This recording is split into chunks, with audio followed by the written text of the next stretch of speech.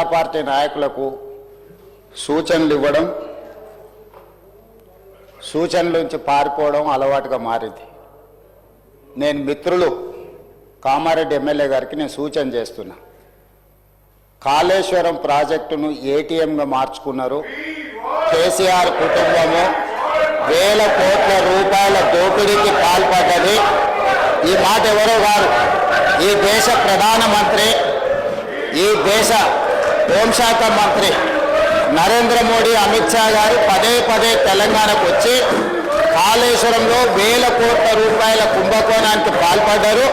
దీని మీద విచారణ జరగాలి అని వారు ఇక్కడ ప్రస్తావిస్తే కేంద్ర మంత్రివర్యులు కిషన్ రెడ్డి గారు, మాకు మీ వల్ల కాదు, మీరు కేసీఆర్కి జైల్లో పెట్టలేరు, మీరు ఈ కేసును సిబిఐకి బదిలీ చేయండి, 48 గంటల్లో కేసీఆర్ను, హరీష్ రావును, కేసీఆర్ కుటుంబాన్ని జైల్లో పెడతామని కిషన్ రెడ్డి గారు స్వయంగా కేంద్ర మంత్రిగా మాట్లాడారు. వీళ్ళ మాటలు నమ్మి వీళ్ళు నిజంగానే ఏదో చేస్తారని ఇదే శాసనసభలో ఇక్కడనే నేను నిలబడి పూర్తి స్థాయిలో చర్చ జరిగిన తర్వాత సిబిఐ విచారణకి ఇవ్వడం జరిగింది. కాళేశ్వరం కుంభకోణం మీద 48 గంటలు కాదు కదా, ఎన్ని నెలలైందో మీరే చూసింది. ఇవాళ దండ్ర వెంకటరమణారెడ్డి గారు సూచనలు ఇవ్వడమే మా బాధ్యత, సూచనలు ఇవ్వడమే గొప్ప విషయం అన్నట్టుగా కాకుండా నేను వారికి సూచన చేస్తున్న పాయల శంకర్ గారికి, వెంకటరమణారెడ్డి గారికి, మీరు వెళ్ళి కిషన్ రెడ్డి గారు కేంద్ర మంత్రి ఏదైతే కాళేశ్వరం మీద సిబిఐ విచారణ అన్నాడో, నెలల కొద్దీ సిబిఐ విచారణను మీరు ఢిల్లీలో తొక్కి పట్టుకొని మీరు వాళ్ళు ఒక్కటైపోయి మొన్నటి పార్లమెంట్ ఎన్నికల్లో, మున్సిపల్ ఎన్నికల్లో కలిసి ఎన్నికల్లో పోటీ చేసి ఓట్లు సీట్లు పంచుకున్నారు కదా. మీరు సూచన చేసే ముందు మీ నాయకుడు కిషన్ రెడ్డి గారిని, కేంద్ర మంత్రిని సిబిఐ విచారణకు ఆదేశాలు తీసుకొని వచ్చి కాళేశ్వరం కేసీఆర్ను, హరీష్ను జైల్లో పెట్టిన తర్వాత మీరు వచ్చి సూచన చేస్తే మేము వింటాం. మొదటి విషయం. రెండవ విషయం అధ్యక్ష, నిన్న చర్చ జరిగింది. చర్చ విషయంలో పూర్తి స్థాయిలో అందరికీ అవకాశం ఇచ్చినాం. ఆ తర్వాత స్పష్టంగా జూన్ 2, 2014 నుంచి రాఘవ కన్స్ట్రక్షన్స్ మీద ఆరోపణ వరకు సిబిసిఐడి విచారణకు ఆదేశిస్తున్నామని ఇదే సభలో చెప్పినాం. వాళ్లకు రాజకీయం కావాలి. ఈరోజు కుర్చీలో పడ్డ ఎలుకలాగా తయారైంది హరీష్ది, కేటీఆర్ది. ఎందుకంటే వేల కోట్ల రూపాయలు కొల్లగొట్టి మొత్తం ఇసుకను పిండి తాయిలం తీసి ఇవాళ వేల కోట్ల రూపాయలకు అధిపతులుగా మారారు. సిబిసిఐడి విచారణతోటి ఆదేశాలు ఇచ్చిన వెంబడే కేటీఆర్ హరీష్ను బండబూతులు తిట్టిండు. బయటకు పోయినాక నీ పుణ్యమాన్ని వచ్చి నా మీదకి విచారణ వచ్చింది, ఇప్పుడు నా మీదకు ఊరేటట్టున్నదని అక్కడ సంతోషరావు ఫోన్లు చేసి నీకేమన్నా తల్లుందా, నువ్వు పంచమల్ల బ్లాక్మెయిల్ శ్రీనివాసరెడ్డిని చేయనికపోయి వాళ్ళ తమ్ముడు మహేష్ రావు గారు బాలానగర్లో భూమి రాయించుకున్నాడు. కంపెనీ నుంచి 100 ఎకరాల భూమి అక్రమంగా ధరణిని అడ్డం పెట్టి భూ బదలాయింపుకు పాల్పడ్డాడు. దాని మీద కలెక్టర్ రిపోర్టు శ్రీనివాసరెడ్డి అడిగితే శ్రీనివాసరెడ్డి గారికి విజ్ఞప్తి చేసిండు. మా తమ్ముడు స్వయంగా ఉన్నాడు, మా మామ హనుమంతరావు ఉన్నాడు ఇందులో, దాంట్లో సహకరించమని.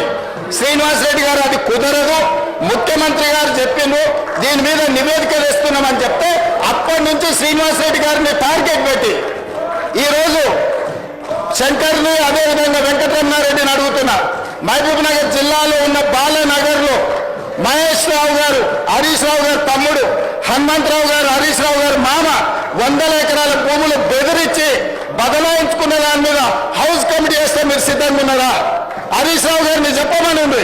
ఈరోజు భూ బదలాయింపు మీద వాళ్ళ తమ్ముడు, వాళ్ళ మామ పేరు మీద, సుమన్ రావు వాళ్ళ బామార్ది పేరు మీద బదిలీ చేసుకున్న భూమి గురించి హౌస్ కమిటీ వేయడానికి నేను సిద్ధంగా ఉన్నా. హరీష్ రావు గారిని ధైర్యం ఉంటే, నిజాయితీ ఉంటే వాళ్ళ తమ్ముడు మహేశ్వరరావు గారు, వాళ్ళ మామ హనుమంతరావు గారు, వాళ్ళ బావమార్ది సుమన్ రావు గారు బాలానగర్, మహబూబ్నగర్ జిల్లాలో 100 ఎకరాల భూమిని పరిశ్రమ యజమానులను బెదిరించి సేల్ డీల్ లేకుండా, కంపెనీ కొనుగోలు లేకుండా 100 ఎకరాల భూ బదలాయింపు చేసుకున్నాడు కదా, ధరణిని అడ్డం పెట్టి. దాని మీద నేను హౌస్ కమిటీ వేయడానికి సిద్ధంగా ఉన్నా. హరీష్ రావు గారిని, కేటీఆర్ను, వెంకటరమణారెడ్డి గారిని, ఈ ముగ్గురిని హౌస్ కమిటీ కొట్టుకోమని తక్షణమే ఆ భూమి మీద వేస్తా. అందులో సహకరించలేదని శ్రీనివాసరెడ్డి గారిని ఎన్నోసార్లు రిక్వెస్ట్ చేసిండు హరీష్ రావు.